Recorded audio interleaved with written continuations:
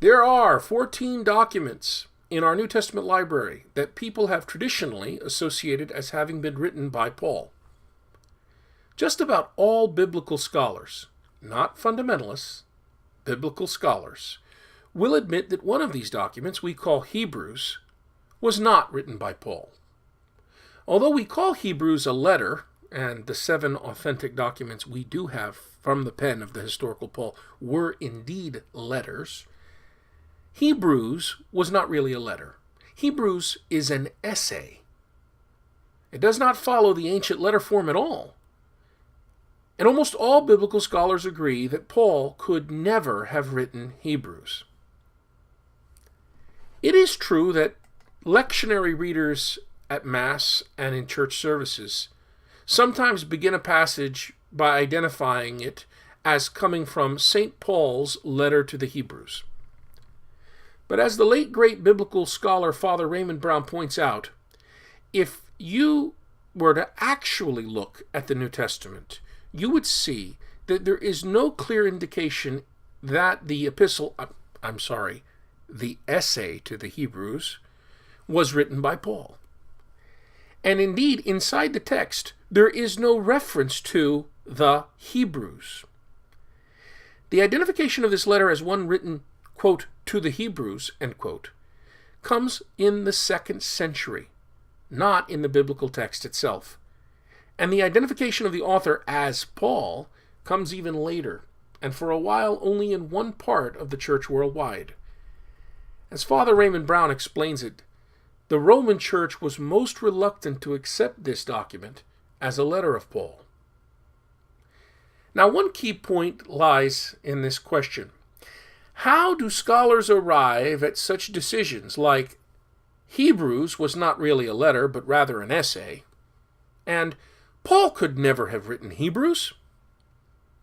To make this decision, biblical scholars, and we're talking biblical scholars. In order to make this decision, biblical scholars employ 3 criteria.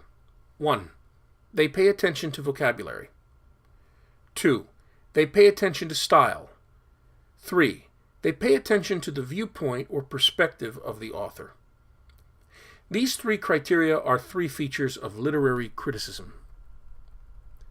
If you were to scholarly or critically examine a biblical author's vocabulary when reading a biblical composition, you could say, hey, I can tell by this vocabulary where the author was probably when he wrote this, and I can tell how much this writer was educated by the level of Greek he understands. And I can tell more or less what his socioeconomic background was. And I can tell pretty much where he came from originally, etc. How? The vocabulary is a dead giveaway. And should you likewise critically examine a biblical author's style, you could compare it with other ancient styles.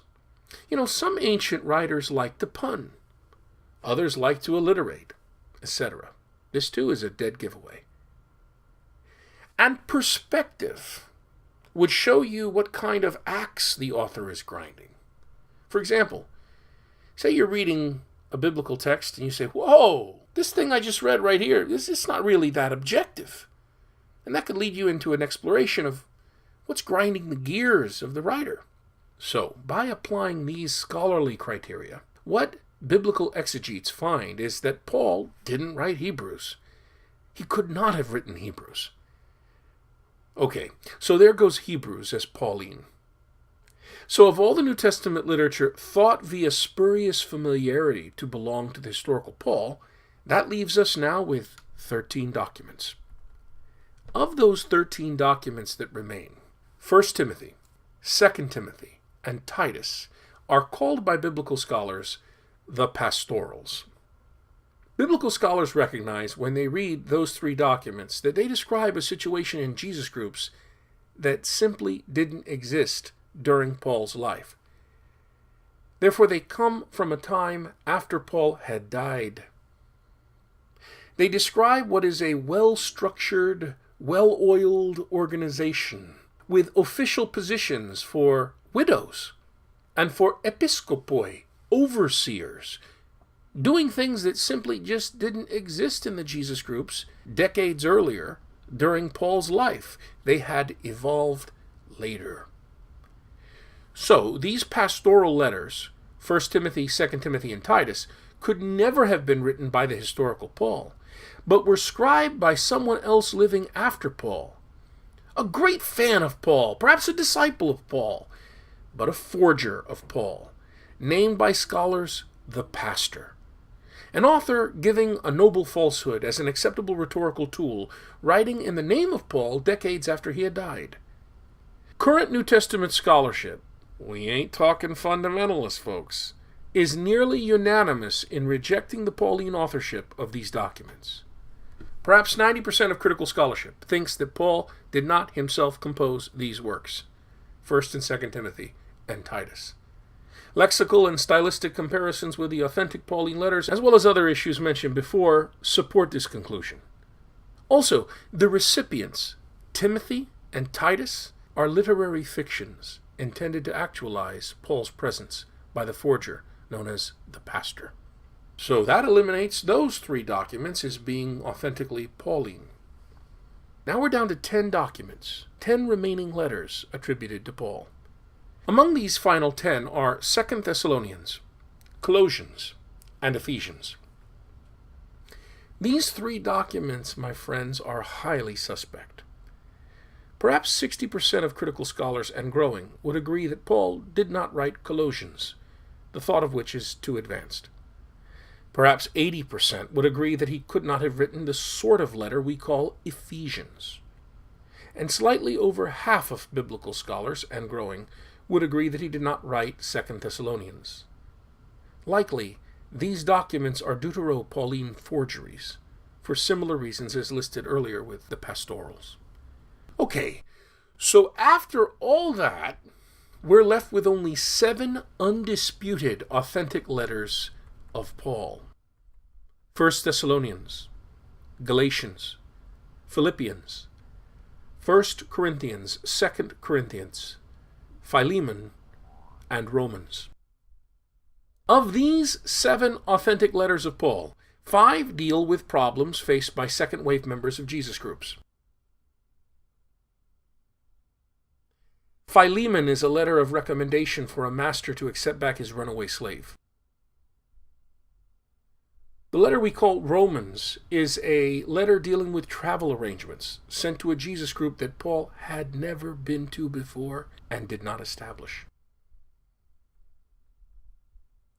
This chronological information breakdown helps us avoid the pitfall of anachronism, something we contemporary Christians almost always do whenever we pick up a Bible and begin to read it. I cannot stress enough how important it is. One of our biggest problems of interpreting the Bible is reading back into it things that just didn't exist. For example, like sacramental ordination being in Acts chapter 15. Or Jesus sacramentally ordaining the 12 as priests at the Last Supper in the Synoptic Gospels. Or Jesus sacramentally ordaining the 12 as priests at the foot washing in John chapter 13.